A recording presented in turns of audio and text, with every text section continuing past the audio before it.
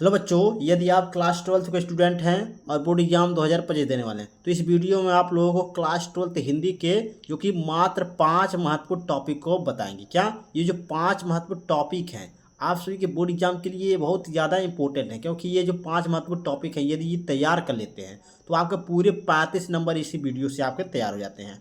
क्योंकि ये 5 महत्वपूर्ण ऐसे टॉपिक को हम बताएंगे जो आप सभी के बोर्ड एग्जाम में 100% इसी में से सब पूछेगा, ये फिक्स है। तो आपका देखिए हम कौन कौन से टॉपिक हैं आपको बताएंगे। जो बच्चे कुछ भी नहीं पढ़े हैं, क्या जो लोग कुछ नहीं पढ़े हैं, अगर इसको तैयार कर लेते हैं आपका 35 नंबर इसी से आप इस वीडियो से आपका तैयार हो जाता है। तो वीडियो को एंड तक देखिएगा, बहुत ज़्यादा इंपॉर्टेंट है। तो कौन से टॉपिक हैं चलिए उनको पहले हम देख लेते हैं, उसके बाद हम आपको बताएंगे आगे। तो देखिए ये हमारा, देखिए यहाँ पर ये हमारा पत्र लेखन है। ये हमारा जो है पहला टॉपिक है, इम्पोर्टेंट है। इसमें भी हम आपको बताएंगे जो इम्पोर्टेंट है पत्र लेखन। ये पाप का जो है 6 नंबर में आपके बोर्ड एग्जाम में पूछता है। फिर हमारा दूसरा है कहानी का सारांश। ये फिक्स टॉपिक होते हैं। कहानी का सारांश में भी आपको हम जो है ये 5 नंबर में आपके बोर्ड एग्जाम में पूछता है। फिर उसके बाद खंड काव्य है। खंड काव्य भी आपको हम बताएंगे। तो खंड काव्य आपके बोर्ड एग्जाम में ये भी 5 नंबर में पूछता है। उसके बाद चौथा नंबर है बहुविकल्पीय प्रश्न। क्या ये 10 नंबर में आपके बोर्ड एग्जाम में पूछता है, तो इससे 10 नंबर। उसके बाद निबंध को हम बताएंगे, जो इंपॉर्टेंट है उसको निबंध जो हमारा इंपॉर्टेंट है उससे भी बताएंगे इस वीडियो में। तो निबंध को भी आप सभी तैयार कर लीजिएगा। तो ये 5 टॉपिक ये तैयार कर लेते हैं तो आपका 35 नंबर फिक्स हो जाता है। तो आपको इन 5 टॉपिकों को तैयार करना है, तो वीडियो को इन तक देखेगा, बहुत ज़्यादा इंपॉर्टेंट है। तो चलिए स्टार्ट करते हैं। पहले हमारा नंबर है पत्र लेखन। तो पत्र लेखन में आपको कौन कौन सा पत्र लेखन तैयार करना है। तो यहाँ पर देखिए हमारा जो पत्र लेखन है, पहला हमारा बिजली की समस्या हेतु आवेदन पत्र, ये इम्पोर्टेंट है, इस पर भी हम बता देंगे अभी। उसके बाद दूसरा है नया खाता खुलवाने हेतु आवेदन पत्र, इसको भी बताएंगे हम। उसके बाद तीसरा है लिपिक नियुक्ति पद हेतु, ये हमारा है तीसरा नंबर। चौथा है सफाई हेतु आवेदन पत्र। पाँचवा है बैंक से ऋण प्राप्ति हेतु। ये 5 महत्वपूर्ण आपके पत्र लेखन है, ये आपका पत्र लेखन में। तो चलिए हम बारी बारी से इनको तैयार करते हैं। तो चलिए स्टार्ट करते हैं। स्टार्ट करने से पहले आप सभी छोटी सी रिक्वेस्ट है, चैनल पर नया हो चैनल को सब्सक्राइब कर लीजिएगा, नोटिफिकेशन ऑन कर लीजिएगा। तो चलिए स्टार्ट करते हैं। तो ये पहला नंबर हमारा टॉपिक है जो यानी कि बिजली की समस्या है तो आवेदन पत्र। तो इस तरह आपके बोर्ड एग्जाम पूछेगा, अपने गांव अथवा या फिर शहर दे देगा कि बिजली की समस्या है तो उचित अधिकारी को एक पत्र लिखिए। तो हम आपको पेपर में दिखा देते हैं किस तरह आपको पेपर में आएगा। तो देखिए पेपर में कभी काल इस तरह भी पूछ लेता है, दिया है यहाँ पर 13वां नंबर, परीक्षा के समय बिजली कटौती न करने के लिए अपने जिला अधिकारियों को एक प्रार्थना पत्र लिखिए। इस तरह भी पूछेगा, तब भी आपको इस तरह लिखना है जो मैं आपको बताऊंगा। उसके बाद यहाँ पर देखिए आपका जो है दूसरा अथवा करके दिया है, भारतीय स्टेट बैंक के शाखा प्रबंधक को उच्च शिक्षा ग्रहण करने हेतु ऋण प्राप्त करने के लिए आवेदन पत्र। तो मैंने बताया ना 5 जो आपको मैं बता रहा हूँ इंपॉर्टेंट जो आपके आवेदन पत्र यानी पत्र लेखन है, इसी में से आपके पूछेंगे। तो ये आपका दोनों मिल गया, तो ये दोनों भी आपको जो है इसी वीडियो में प्राप्त हो जाएगा। तो चलिए अब हम पहला जो हमारा है बिजली वाला उसे देख लेते हैं। तो किस तरह लिखेंगे, देखिए लिखने का तरीका क्या है ये समझिएगा। आपको इसी वीडियो में सब जो है जितने भी 5 टॉपिक हैं उनको हम बहुत अच्छे तरीके आप सभी को बताएंगे। तो देखिए लिखेंगे यहाँ पर सेवा में, क्या सेवा में, उसके यहाँ पर कॉमा लगा देंगे, ये मत भूलिएगा, सेवा में कॉमा, उसको लिखेंगे जिला अधिकारी बस्ती उत्तर प्रदेश, इतना लिखेंगे। उसके विषय लिखेंगे, किस विषय पर लिख रहे हैं, यानी जिस विषय पर लिख रहे हैं उसी को लिखिएगा। तो बिजली पर लिख रहे हैं तो यहाँ पर लिखेंगे बिजली की समस्या हेतु आवेदन पत्र। ये आपका विषय जो है इसके सीध में होना चाहिए, क्या सेवा में इसके सीध में होना चाहिए। उसके बाद हमारा नीचे लिखेंगे एक लाइन छोड़कर महोदय, विषय के जो आपको लिखे हैं यहाँ पर विषय, इसके जस्ट नीचे आपको लिखना है महोदय लिखेंगे। उसके यहाँ पर कॉमा लगा देंगे, ये लाइन जो है आपको छोड़ देना, क्या ये जो लाइन है आपका छोड़ देना। उसके बाद नीचे लाइन से लिखेंगे इससे जहाँ कॉमा है इसके सीध में लिखेंगे सविनय निवेदन यह है, क्या सविनय निवेदन यह है कि मैं आपका ध्यान अपने क्षेत्र में बिजली कटौती से होने वाली समस्याओं की ओर आकर्षित करना चाहता हूं। क्या मैं आपसे सविनय निवेदन करता हूं कि मैं आपका ध्यान अपने क्षेत्र में बिजली कटौती से होने वाली समस्या है उसकी ओर आकर्षित करना चाहता हूं। इतना लिखेंगे। आगे लिखेंगे हमारी वार्षिक परीक्षा निकट आ रही है, क्या हमारी वार्षिक परीक्षा निकट आ रही है, इतना लिखेंगे। उसके बाद हमें परीक्षा के लिए दिन रात पढ़ाई करनी पड़ती है, इतना लिखेंगे। उसके बाद आगे लिखेंगे ऐसे समय में हमारे क्षेत्र में बिजली की अधिक कटौती की जा रही है, यानी कि कि यहाँ पर लिखेंगे ऐसे समय में जो हमारा क्षेत्र है इसमें जो बिजली है वो बहुत ज़्यादा अधिक कटौती उसमें की जा रही है, जिस कारण छात्रों को अत्यधिक समस्याओं का सामना करना पड़ता है। इतना लिखेंगे। उसको नीचे लिखेंगे बिजली कटौती के कारण हमारी पढ़ाई में अवरोध उत्पन्न हो रहा है, यानी कि रुकावट आ रही है, हमारी पढ़ाई में जो है अवरोध उत्पन्न हो रहा है। इतना लिखेंगे। उसके बाद ये लाइन छोड़ देंगे, फिर एक लाइन आपको नीचे भी छोड़ देना, उसको लिखेंगे नीचे लाइन से आता है आपसे निवेदन है, क्या आता है आपसे निवेदन है कि बिजली की नियमित आपूर्ति करने की आप कृपा करें, इसके लिए हम आपका सदा आभारी रहूँगा। इतना लिख देंगे। उसके बाद नीचे लिखेंगे भवदीय आवासीय बस्ती उत्तर प्रदेश, यहाँ पर डेट डाल देंगे, ये आपका कंप्लीट हो जाता है। तो ये हमारा जो है पहला नंबर जो कि आवेदन पत्र है, पत्र लेखन में बिजली की समस्या हेतु आवेदन पत्र, ये हमारा कंप्लीट होता है। दूसरा टॉपिक जो आपके बोर्ड एग्जाम पूछता है वो नया खाता खुलवाने हेतु पूछता है आवेदन पत्र। तो चलिए अब इस पर भी हम देख लेते हैं एक आपका आवेदन पत्र को, चलिए उसे देखते हैं। तो दूसरा नंबर हमारा आ गया छात्रवृत्ति प्राप्त करने हेतु बैंक में नया खाता खुलवाने के लिए आवेदन पत्र, क्या नया खाता खुलवाने हेतु जो है आवेदन पत्र, ये आ गया। अब इसको कैसे लिखेंगे, उसी प्रकार लिखेंगे। तो यहाँ पर लिखेंगे सेवा में, ये आपका पहला पॉइंट है सेवा में, उसके यहाँ पर कॉमा लिखेंगे। फिर शाखा प्रबंधक, किसे लिख रहे हैं, शाखा प्रबंधक को लिख रहे हैं। तो यहाँ पर शाखा प्रबंधक बैंक ऑफ बड़ौदा, ये हो जाएगा यहाँ पर संत कबीर नगर उत्तर प्रदेश, इतना लिख देंगे। उसके बाद विषय लिख देना है जस्ट इसके नीचे, यहाँ पर आपका विषय हो गया। उसके बाद यहाँ पर डैश दे देंगे। उसके बाद लिखेंगे नया खाता खुलवाने हेतु आवेदन पत्र, ये आपका विषय हो गया, जिस विषय पर आप आवेदन पत्र यानी पत्र लेखन लिख रहे हैं। उसके बाद विषय के जस्ट नीचे आपको एक लाइन छोड़कर महोदय लिखना है, क्या महोदय।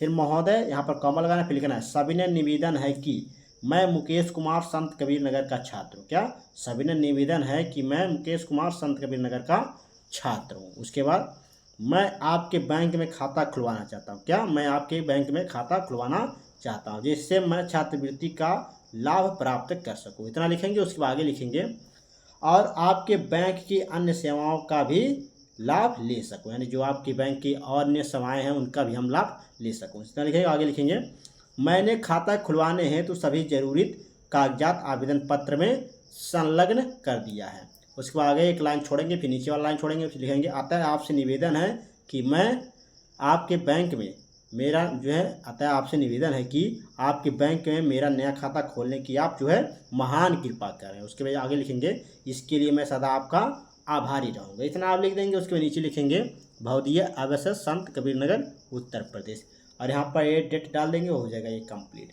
तो इस तरह आपको जो है ये कंप्लीट होता है दूसरा नंबर पत्र लेखन।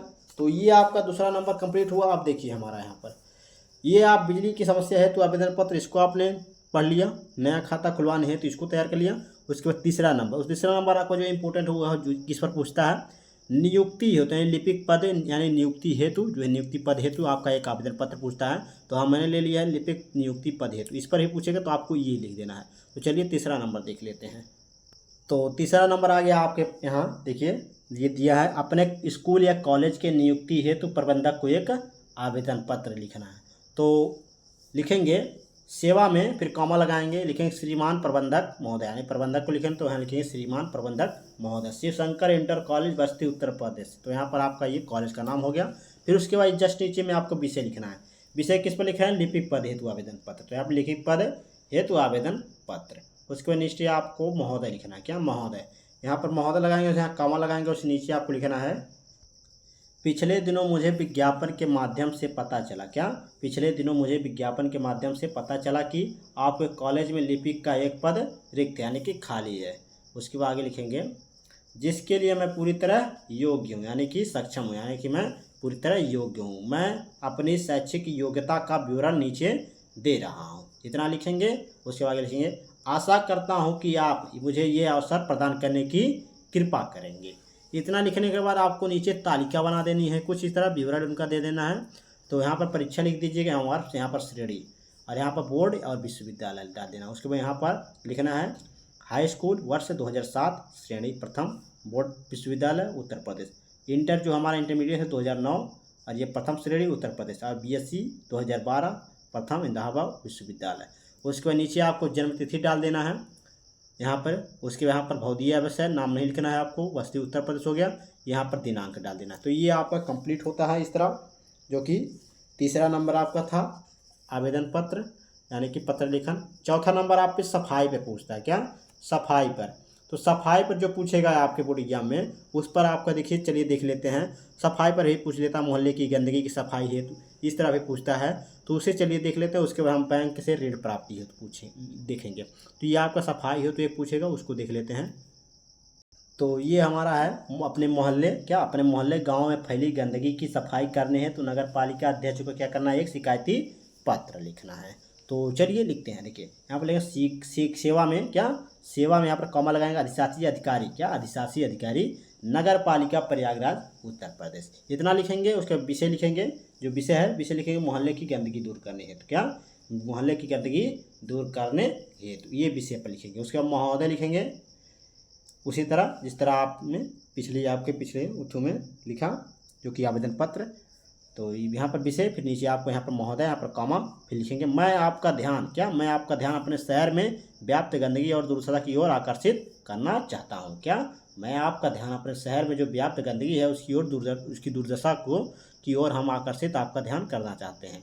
जिस स्थान पर नालियाँ बनाए गए, क्या जिस स्थान पर नालियाँ बनाए गए वहाँ पर उनकी सफाई के लिए कोई कर्मचारी की नियुक्ति नहीं की गई है। और लिखेंगे और नालियाँ जगह जगह पर क्या है, टूटी हुई हैं, टूट गई हैं, और परिणाम है पानी हर जगह समय से सड़ता रहा है, इतना लिखेंगे। उसके बाद यहाँ पर लिख देंगे ये छोड़कर लाइन, नीचे लाइन से सह धन्यवाद, फिर ये भी लाइन छोड़ देंगे। उसके बाद नीचे लिखेंगे अतः आपसे निवेदन है, क्या अतः आपसे निवेदन है कि इस दुर्दशा को देखते हुए शहर की सड़कों की मरम्मत और गंदे पानी के निकास के लिए उचित व्यवस्था करने की आप कृपा करें। तो इतना आपको लिख देना है, ये कंप्लीट हो गया। उसके बाद नीचे आपको भौदीय आवास है प्रयागराज उत्तर प्रदेश, ये दिनांक डाल देना, ये कंप्लीट होता है। तो इस तरह आपको ये यहाँ तक लिखना है। तो ये आपका जो है चौथा नंबर कंप्लीट हुआ हमारा, सफाई करने है तो इस पर पूछेगा। फिर पांचवा देख लेते हैं। पांचवा आपका किस पर पूछेगा, बैंक से ऋण प्राप्ति करने हेतु, तो क्या बैंक से ऋण प्राप्ति यानी कि ऋण प्राप्ति हेतु आपका ये आवेदन पत्र है, तो इस पर भी आपका पूछता है। तो इसको देख लीजिए, आप इन पाँचों को तैयार कर लीजिए। हम तो ये कहेंगे ये पाँचों का आप लिखने का तरीका जान लीजिए, आपको तैयार हो जाएगा। ये बैंक से ऋण प्राप्ति करने हैं तो इस पर चलिए देखते हैं। तो अगला हमारा है किसी बैंक, क्या किसी बैंक के प्रबंधक को कोई व्यवसाय है तो ऋण प्राप्ति के लिए आवेदन पत्र, क्या ऋण प्राप्ति के लिए, इस पर भी पूछता है। तो इसको चलिए तैयार करते हैं। तो देखिए लिखेंगे सेवा में, यहाँ पर कॉमा, प्रबंधक बैंक ऑफ बड़ौदा, क्या बैंक ऑफ बड़ौदा संत कबीर नगर उत्तर प्रदेश, ये लिखेंगे। उसको यहाँ पर विषय लिखेंगे। विषय लिखने के बाद आपको जो विषय है उस पर लिख लेंगे। तो बैंक से ऋण प्राप्ति हेतु लिख रहे हैं, तो बैंक से ऋण प्राप्ति हेतु ये हो गया हमारा विषय। फिर महोदय, यहाँ पर कॉमा लगाएंगे, फिर लिखेंगे सविनय निवेदन है कि, क्या सविनय निवेदन है कि वर्ष 2021 में काशी हिंदू विश्वविद्यालय से बीए की परीक्षा प्रथम श्रेणी में उत्तीर्ण करने के बाद से अब तक मुझे कहीं कोई रोजगार जो है प्राप्त नहीं हो सका है। क्या सविनय निवेदन है कि वर्ष 2021 में काशी हिंदू विश्वविद्यालय से बीए की परीक्षा प्रथम श्रेणी में उत्तीर्ण करने के बाद से अब तक मुझे कहीं पर भी कोई रोजगार प्राप्त नहीं हो सका, इतना लिखेंगे। उसके बाद नीचे लिखेंगे मुझे ज्ञात हुआ है, क्या मुझे ज्ञात हुआ है कि विभिन्न सरकारी ऋण योजनाओं के अंतर्गत आपका बैंक भी बेरोजगार युवकों को जो है 40,000 रुपये तक की ऋण सुविधा प्रदान कर रहा है, इतना लिखेंगे। उसके बाद नीचे लाइन ये आपको छोड़ देना एक लाइन। उसके बाद फिर लिखना है अतः इस संदर्भ में, क्या अतः इस संदर्भ में आवश्यक प्रपत्र आदि भरवा कर मुझे भी उक्त राशि का ऋण प्रदान करने की आप कृपा करें, इतना लिखेंगे। उसको यहाँ प्रार्थी आवास है संत कबीर नगर उत्तर प्रदेश, यहाँ पर दिनांक डाल दीजिएगा। ये आपका जो है इस तरह आपका ये कंप्लीट हो जाता है। तो ये मैंने आपको टोटल कितने बताएं, 5 क्या पत्र लेखन को। तो ये मैंने टोटल आपको देखिए यहाँ पर पत्र लेखन को 5 पत्र लेखन को बताया, जो आप सभी के बोर्ड एग्जाम के लिए बहुत ज़्यादा इंपॉर्टेंट है। तो ये आप तैयार कर लेते हैं तो आपका इसमें से आपका 6 नंबर कंप्लीट होगा। ये 5 जो है आपको तैयार करना है। तो ये 5 आपके जो हैं इसी में से पूछेगा, ये 100% फिक्स है। ये अगर नहीं पूछा तो बताइएगा, इसमें 100% फिक्स है, पूछेगा। उसके बाद ये हमारा कंप्लीट होता है। देखिए अब हमारा यहाँ पर देख लीजिए पत्र लेखन, ये कंप्लीट हो गया पहला नंबर। अब दूसरा हमारा है कहानी का सारांश, क्या कहानी का सारांश। तो अब चलिए कहानी का सारांश देखेंगे, उसके बाद हम खंड काव्य को देख लेंगे। तो कहानी का सारांश चलिए देख लेते हैं। तो कहानी के सारांश में जो है हमारा दूसरा नंबर, कहानी का सारांश यहाँ पर देखिए हम 2 बताएंगे आपको, इसमें से एक पूछेगा। एक हम बताएंगे पंचलाइट कहानी और एक बताएंगे बहादुर कहानी। क्या? पंचलाइट कहानी का सारांश और बहादुर कहानी का सारांश। ये दो आप तैयार कर लीजिए, इसमें से आपका 100% एक पूछ लेगा, तो ये फिक्स है, 5 नंबर इससे आपको मिल जाएगा। तो चलिए अब देखते हैं, पहले हम पंचलाइट कहानी को सारांश देखें। तो चलिए पंचलाइट कहानी का सारांश पहले देखते हैं। तो पंचलाइट कहानी का सारांश चलिए देखते हैं। हेडिंग डालेंगे कहानी का सारांश, उसमें लिखेंगे, आप कैसे लिखेंगे देखिए, पंचलाइट रेणु जी की आंचलिक कहानी। क्या? पंचलाइट जो है रेणु जी की आंचलिक कहानी है। कहानी में बिहार के एक पिछड़े गांव के परिवेश का सुंदर चित्रण प्रस्तुत किया गया, इतना लिखेंगे। उसको लिखेंगे महतो टोली में अशिक्षित लोग हैं। क्या? जो महतो टोली उसमें अशिक्षित लोग हैं, उन्होंने रामनवमी के मेले में पेट्रोमैक्स खरीदा। क्या? उन्होंने रामनवमी के मेले में पेट्रोमैक्स खरीदा, जिसे वे पंचलाइट कहते हैं। क्या? जिसे वे क्या कहते हैं? पंचलाइट कहते हैं।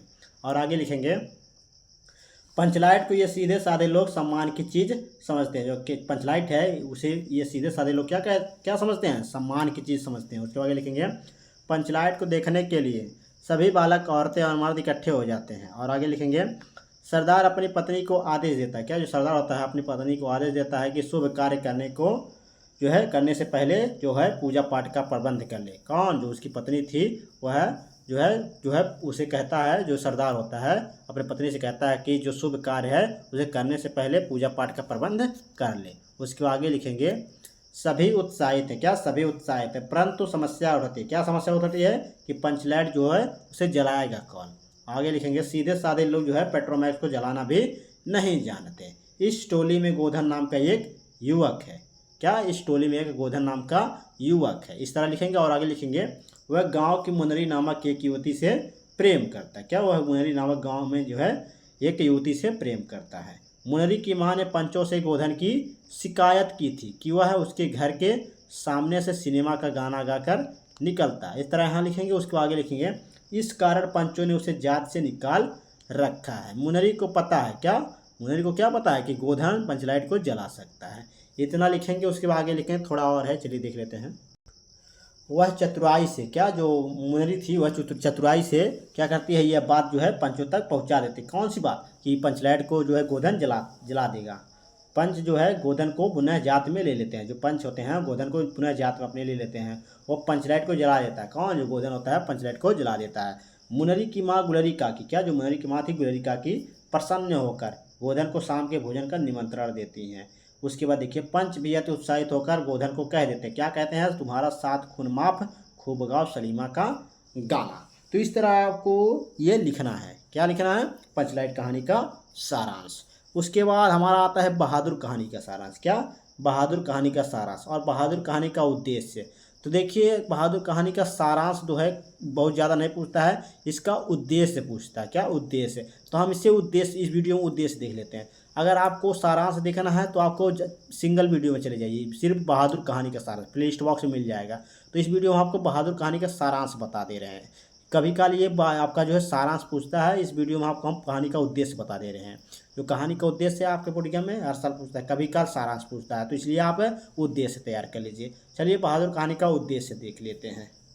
तो बहादुर कहानी का उद्देश्य में लिखेंगे, अमरकांत जी द्वारा लिखित। क्या? अमरकांत जी द्वारा लिखित बहादुर की एक सामाजिक कहानी। जो बहादुर की एक सामाजिक कहानी है, जिसका प्रमुख उद्देश्य, क्या? प्रमुख उद्देश्य एक मध्यम वर्गीय परिवार के खोखलेपन को उजागर करना है। दिल बहादुर बहुत मेहनती और ईमानदार पहाड़ी किशोर है, लेकिन उसे बार बार अपनी मालकिन और उसके परिवार वालों से अपमानित व प्रताड़ित होना पड़ता है। गृह स्वामिनी निर्मला पड़ोसियों के सामने तो, क्या? गृह स्वामिनी जो निर्मला थी वह पड़ोसियों के सामने तो बहादुर के प्रति, क्या? बहादुर के प्रति बहुत उदार होने का क्या करती है? नाटक करती है, किंतु वास्तव में उसके प्रति बहुत निर्दयता का व्यवहार करती है। इसकी अपनी झूठी शानो शौकत, क्या? अपनी झूठी शानो शौकत के कारण यह परिवार नौकर तो रख लेता है, किंतु उसे संभाल नहीं पाता। यह कहानी निर्धन किंतु ईमानदार पहाड़ी किशोर दिल बहादुर की कहानी की सच्चाई उजागर करती है।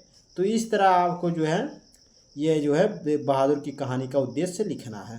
तो ये बहादुर का कहानी का सारांश ये कंप्लीट हो गया। तो ये दो आपके जो है कहानी के सारांश और उद्देश्य बहुत ज़्यादा इम्पोर्टेंट है। तो ये हमारा जो है कहानी का सारांश कंप्लीट हुआ।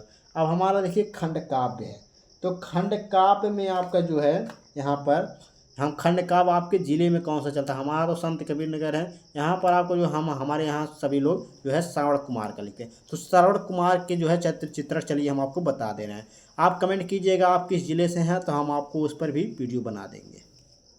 तो श्रवण कुमार का चरित्र चित्रण, तो इसको कैसे लिखेंगे? देखिए, लिखेंगे डॉक्टर शिव बालक शुक्ल जी, क्या डॉक्टर शिव बालक शुक्ल जी द्वारा रचित श्रवण कुमार खंड काव्य का नायक ऋषि पुत्र जो है श्रवण कुमार है। क्या श्रवण कुमार है। सरयू नदी के तट पर, क्या सरयू नदी के तट पर अपने अंधे माता पिता के साथ एक आश्रम में रहते थे। कौन? जो श्रवण कुमार जी हैं। उसके बाद आगे लिखेंगे कवि ने श्रवण कुमार के चरित्र को बड़ी कुशलतापूर्वक चित्रित किया है। उसकी चारित्रिक विशेषताएं निम्नलिखित हैं। जैसे आपको हेडिंग डालना है, हेडिंग कौन सा डालेंगे? पहला हेडिंग डालेंगे मातृ पितृ भक्त। इसमें लिखेंगे श्रवण कुमार एक आदर्श मातृ पितृ भक्त थे, वह हमेशा अपने माता पिता के एकमात्र सहारा थे। इतना लिखेंगे। और लिखेंगे आगे श्रवण कुमार अपने माता पिता को कांवड़ में बिठाकर तीर्थ यात्रा करवाते हैं, इससे उनके मातृ पितृ भक्त होने का प्रमाण मिलता है। तो ये मातृ पितृ भक्त में इतना हेडिंग डालने के बाद, एक हेडिंग डालने के बाद इसमें आपको इतना लिखना है। फिर दूसरा हेडिंग डालेंगे हम सत्यवादी। क्या? सत्यवादी। 3 हेडिंग डालेंगे इसमें, तो आपका ये कंप्लीट होगा। तो सत्यवादी में लिखेंगे श्रवण कुमार सत्यवादी हैं। क्या? श्रवण कुमार सत्यवादी हैं। जब राजा दशरथ ब्रह्म हत्या की संभावना प्रकट करते हैं तो वह उन्हें साफ साफ बता देते हैं। क्या बताते हैं? कि वह ब्रह्म बालक यानी कुमार नहीं है, उनके पिता वैश्य और माता क्या है? शूद्र हैं। वह साफ साफ बता रहे हैं, सत्यवादी हैं। उसके बाद अगला हेडिंग डालेंगे क्षमाशील। क्या? क्षमाशील। तो क्षमाशील में लिखेंगे श्रवण कुमार स्वभाव से ही बड़ा सरल थे। क्या? जो श्रवण कुमार है स्वभाव से ही बड़ा सरल थे, उनके मन में किसी के प्रति ईर्ष्या द्वेष का भाव नहीं है। राजा दशरथ द्वारा छोड़े गए बाढ़ से आहट होने पर भी उनके मन में किसी भी प्रकार का क्रोध उत्पन्न नहीं होता, इसके विपरीत वह उनका सम्मान ही करते हैं। तो ये आपको जो है 3 हेडिंग डालना है और थोड़ा ऊपर लिख देना है इनके, जो कि शुरू में। तो ये आपका कंप्लीट होता है श्रवण कुमार का चरित्र चित्रण। आप अपने जिले का जो है नाम जल्दी बताइएगा, हम आपको जो है शाम तक आपको बनाकर उस पर वीडियो बना देंगे, तो आप जल्द से जल्द कमेंट कीजिएगा। तो ये श्रवण कुमार का जो है चरित्र चित्रण है। उसके बाद हमारा जो है ये खंड काव्य कंप्लीट हुआ। देखिए, ये खंड काव्य हो गया। अब हमारा चौथा नंबर बहुविकल्पी, जो आपका गद्य और पद्य से आता है शुरू में 10 क्वेश्चन। उस पर चलिए हम देख लेते हैं। कुछ क्वेश्चन को हम बता दे रहे हैं जो इम्पोर्टेंट है। चलिए बहुविकल्पी प्रश्न को देख लेते हैं। इसमें देखिए हम आपका ज़्यादा समय नहीं लेंगे, जो आपका ट्रिक लगा हुआ है उसे हम तो डायरेक्ट आपको बताते चलिए, ताकि आपका ये जो है रिवीजन हो जाए। तो देखिए हमारा पहला है रानी केतकी की कहानी के लेखक, इसके ईसा अल्लाह खां हैं। इसको नोट्स कर लीजिए, इसको तैयार कर लीजिएगा, याद रखिएगा। दूसरा है हिंदी का प्रथम मौलिक उपन्यास, इसके हैं परीक्षा गुरु। ये बहुत ही इंपॉर्टेंट है, मोस्ट इंपॉर्टेंट है, 2024 में पूछा गया था।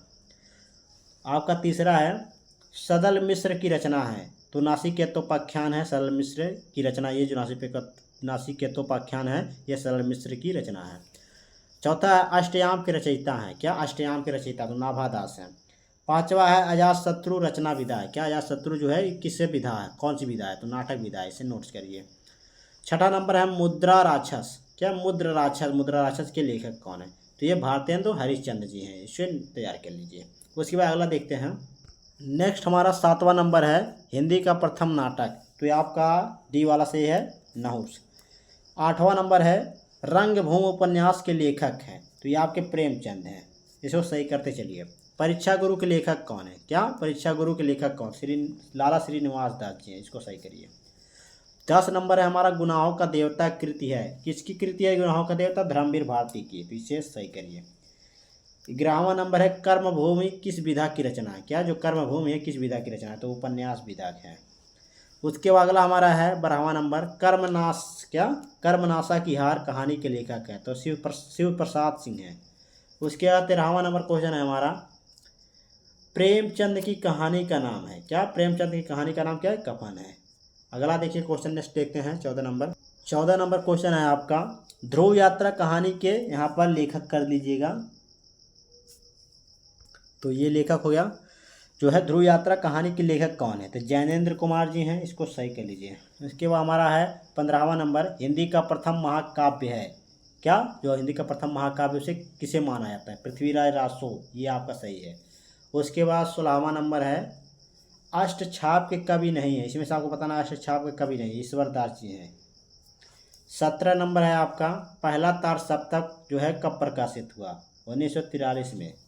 18 नंबर है मैथिली शरण गुप्त किस युग के कवि हैं? क्या किस युग के? द्विवेदी युग के हैं। 19 नंबर है विनय पत्रिका के रचनाकार हैं, तो विनय पत्रिका के रचनाकार कौन है? तुलसीदास जी हैं। 20 नंबर है हमारा खुमान रासो के रचयिता कौन है? खुमान रासो के रचयिता आपके दलपति विजय हैं। 21 नंबर है हमारा युगधारा के रचयिता कौन है? क्या युगधारा के रचयिता कौन है? तो देखिए युगधारा के रचयिता आपके नागार्जुन है। क्या नागार्जुन, इसको सही कर लीजिए। 22वां नंबर है गोस्वामी तुलसीदास के बचपन का नाम क्या था? क्या था? राम बोला, यानी कि जब जन्म हुआ था इनका तो इन्होंने राम का नाम पहले लिया था, इसलिए इनका नाम पड़ गया राम बोला। उसके बाद 33वां नंबर है आपका भाव विलास के रचनाकार है, तो ये आपका ऑप्शन नंबर सी है, डी वाला, सी, यानी कि देव। 24 नंबर है आंसू के रचयिता, आंसू के रचयिता कौन है? जयशंकर प्रसाद जी। 25 नंबर है आपका जो कि लास्ट है नींद के बादल किसकी रचना? क्या नींद के बादल किसकी रचना है? तो ये आपके केदारनाथ जी की रचना है। तो ये आपके 25 महत्वपूर्ण जो कि बहुविकल्पी प्रश्न थे। तो आपने जो है यहाँ पर बहुविकल्पी कंप्लीट कर लिया। अब हमारा रह गया है निबंध जो कि 5वां है। तो निबंध में आपको हम जो है कौन कौन से निबंध आपको तैयार करना है उसको हम चलिए बता देते हैं। तो देखिए आपको निबंध 3 तैयार करना है। क्या 3 निबंध तैयार कर लीजिए, बेरोजगारी पर निबंध और पर्यावरण प्रदूषण पर, जनसंख्या वृद्धि पर। तो इन तीनों पर निबंध तैयार कर लीजिए। चलिए इनको हम बता देते हैं आपको। तो पहला हमारा जो निबंध है वो बेरोजगारी पर है। तो बेरोजगारी का निबंध कैसे लिखेंगे? देखिए पहले आपका हेडिंग पड़ता है रूपरेखा। रूपरेखा किस लिए डाला जाता है? देखिए रूपरेखा जो आपका है इसमें जितने भी हेडिंग पढ़ते हैं उनको यहाँ पर लिखा जाता है रूपरेखा में। तो पहला हेडिंग हमारा पड़ेगा प्रस्तावना। क्या प्रस्तावना। दूसरा बेरोजगारी का अर्थ। तीसरा पड़ेगा बेरोजगारी का अभिशाप। चौथा बेरोजगारी की समस्या का समाधान और 5वां उपसंहार। तो इसमें आपका जो इंपॉर्टेंट है देखिए ध्यान दीजिएगा, ये प्रस्तावना और उपसंहार ये आपका मेन है, यानी कि ये वाला लिख लीजिए और ये वाला, और बीच में आप चाहे जो भी लिख लें, यानी बेरोजगारी के संबंध में, यानी बेरोजगारी में की तरह आपका कोई भी रिलेटेड वर्ड कोई भी आपका यहाँ पर जो है हेडिंग हो सकती है, लेकिन आपका प्रस्तावना और उपसंहार आपको पढ़ना चाहिए, शुरू और लास्ट वाला, ये ध्यान दीजिएगा। प्रस्तावना में लिखेंगे किस तरह लिखेंगे? देखिए बहुत आसान तरीके से लिखेंगे एवं सरल तरीके से। देखिए लिखेंगे बेरोजगार। क्या बेरोजगारी। क्या बेरोजगारी की समस्या हमारे देश की एक प्रमुख समस्या है। आजकल पढ़े लिखे युवक भी बेरोजगारी के कारण परेशान हैं। लोगों ने अपने परंपरागत जातीय व्यवसाय छोड़ दिए हैं, सभी नौकरी की तलाश में हैं। ऐसी स्थिति में कितने लोगों को नौकरियां प्राप्त हो सकती हैं, जबकि इसके स्थान जनसंख्या की दृष्टि से सीमित है। तो ये प्रस्तावना में आपको लिखना है इस तरह। उसके बाद बेरोजगारी के अर्थ में देखेंगे, दूसरा हेडिंग बेरोजगारी के अर्थ में लिखेंगे बेरोजगारी एक ऐसी स्थिति को कहते हैं। क्या बेरोजगारी एक ऐसी स्थिति को कहते हैं जब कोई योग्य तथा काम करने के लिए इच्छुक व्यक्ति को रोजगार नहीं मिलता है, यहाँ तक कि निश्चित मजदूरी पर भी कार्य नहीं मिलना जो है बेरोजगारी कहलाता है। ये बेरोजगारी का अर्थ में लिखेंगे। अगला हेडिंग पड़ेगी बेरोजगारी का अभिशाप। बेरोजगारी के अभिशाप में लिखेंगे बेरोजगारी देश और समाज के लिए। क्या बेरोजगारी देश और समाज के लिए एक अभिशाप है। ये अनेक ऐसी समस्याओं को जन्म देती है जो समाज के लिए क्या कलंक बन जाती है। तो बेरोजगारी एक अभिशाप है, इसमें हेडिंग डालेंगे। अगला हेडिंग डालेंगे बेरोजगारी की समस्या और समाधान। अगला हेडिंग हमारा बेरोजगारी की समस्या और समाधान। तो पहला लिख लीजिए जनसंख्या वृद्धि पर नियंत्रण करिए, और दूसरा कुटीर उद्योगों का विकास में, और तीसरा सहकारी खेती में, चौथा राष्ट्र निर्माण के विविध कार्यों में। उसके बाद इतना लिखने के बाद नीचे लिखेंगे आदि कई तरीकों का। क्या आदि कई तरीकों का प्रयोग करके बेरोजगारी की समस्या का समाधान किया जा सकता है। तो ये आपका बेरोजगारी हो जाता है। उसके बाद हमारा लास्ट जो है उपसंहार, बहुत ज़्यादा इंपॉर्टेंट है ये उपसंहार। तो उपसंहार में लिखेंगे हमारे देश की सरकार बेरोजगार की समस्या के बेरोजगारी की समस्या के समाधान के लिए प्रयत्नशील है। इस दिशा में अनेकों कदम उठाए जा रहे हैं। हमारे देश में जो साधन उपलब्ध है, हमारे देश में जो साधन उपलब्ध हैं उनका उपयोग करके भी इसका समाधान खोजा जा सकता है। तो इस तरह आपको उपसंहार में लिखना है। तो आपने जो है बेरोजगारी, ये आपको बेरोजगारी पर संबंध यानी निबंध है, इसको देख लिया। अब दूसरा हम देखेंगे पर्यावरण प्रदूषण पर निबंध। क्या पर्यावरण प्रदूषण पर निबंध। चलिए इस पर देख लेते हैं। तो पर्यावरण प्रदूषण पर निबंध क्या है, पहले रूपरेखा पड़ेगी। तो रूपरेखा में प्रस्तावना, फिर प्रदूषण के प्रकार, फिर प्रदूषण के कारण, फिर प्रदूषण से नुकसान, फिर उपसंहार, फिर प्रदूषण को रोकने के उपाय। तो ये आपको रूपरेखा में लिखना है। उसके बाद इसमें प्रस्तावना, पहले हेडिंग लिखेंगे। तो हेडिंग पहला प्रस्तावना पड़ेगा, उसमें लिखेंगे इसमें जब वातावरण में कुछ हानिकारक तत्व आ जाते हैं तो वातावरण दूषित हो जाता है, जिससे जीवधारियों का जीवन संकट में पड़ जाता है। इस समस्या को क्या कहते हैं हम, पर्यावरण प्रदूषण कहते हैं। तो ये प्रस्तावना में लिखेंगे। उसके प्रदूषण के प्रकार में लिखेंगे। प्रदूषण के प्रकार में क्या लिखेंगे, प्रदूषण, प्रमुख प्रदूषण यानी पर्यावरण प्रदूषण के मुख्य प्रकार जो है निम्न है। जैसे वायु प्रदूषण हो गया, जल प्रदूषण, ध्वनि प्रदूषण, ये आपके प्रदूषण के प्रकार में हो गया। उसके बाद हम वायु प्रदूषण पहला डालेंगे हेडिंग, उसको लिखेंगे उसमें जब प्रदूषण वायु के द्वारा होता है, क्या, जब प्रदूषण वायु के द्वारा होता है तो उसे वायु प्रदूषण कहते हैं। अर्थात जब जीवधारियों के द्वारा की गई क्रियाओं के द्वारा कारण वायुमंडल दूषित हो जाता है, इसे वायु प्रदूषण कहते हैं। इसे वातावरण में ऑक्सीजन की मात्रा कम हो जाती है, क्या, जब वायु प्रदूषण हो जाता है तो वह उससे वातावरण है उसमें ऑक्सीजन की कमी होने लगती है। तो ये वायु प्रदूषण में लिखेंगे। जल प्रदूषण में लिखेंगे कारखानों से निकलने वाले गंदे नालों, तालाबों में जानवरों को धोने, कपड़े धोने आदि कारणों के कारण जल दूषित हो जाता है। इससे जल लोगों के लिए हानिकारक हो जाता है। ये जल प्रदूषण हो गया। उसके बाद चलिए वायु प्रदूषण देखते हैं। वायु प्रदूषण में आपका जो है वह है ध्वनि प्रदूषण, क्या, ध्वनि प्रदूषण। तो ध्वनि प्रदूषण में मोटर कार, ट्रैक्टर, लाउड स्पीकरों तथा मशीनों की तीव्र ध्वनि के कारण ध्वनि संतुलन क्या होता है, बिगड़ जाता है, जिसका प्रभाव लोगों के क्या होता है, मानसिक संतुलन पर पड़ता है तथा पशु पक्षियों का जीवन क्या होता है, संकट में पड़ जाता है। ये ध्वनि प्रदूषण में आप लिखेंगे। उसके बाद अगला हेडिंग डालेंगे हम प्रदूषण के कारण। तो प्रदूषण के कारण में लिखेंगे पर्यावरण प्रदूषण के कई कारण हैं। विज्ञान ने जीवन को सुलभ बनाने के लिए अनेक यंत्रों का निर्माण किया है, परंतु वही यंत्रों का उपयोग पर्यावरण को दूषित करने में लगातार किया जा रहा है। साथ ही अनेक उद्योग धंधों के खुलने से दूषित धुआं पर्यावरण में फैलता है तथा दूषित नाला नदियों और तालाबों को दूषित करता है, जिससे प्राकृतिक संसाधनों का तेजी से क्या हो रहा है, हनन हो रहा है, यानी छेड़ हो रहा है। उसके बाद अगला हमारा हेडिंग रहेगी प्रदूषण के नुकसान। तो प्रदूषण के नुकसान में क्या लिखेंगे, प्रदूषण हमारे जीवन को विविध तरीके से प्रभावित करता है। जैसे वायु प्रदूषण से लोगों को सांस संबंधी बीमारी हो जाती है और ध्वनि प्रदूषण से लोगों को मानसिक तौर पर कमजोर हो जाते हैं और जीवधारियों का जीवन मुश्किल हो जाता है तथा जल प्रदूषण से लोगों के पेट में क्या होता है, अनेक बीमारियां उत्पन्न हो जाती हैं।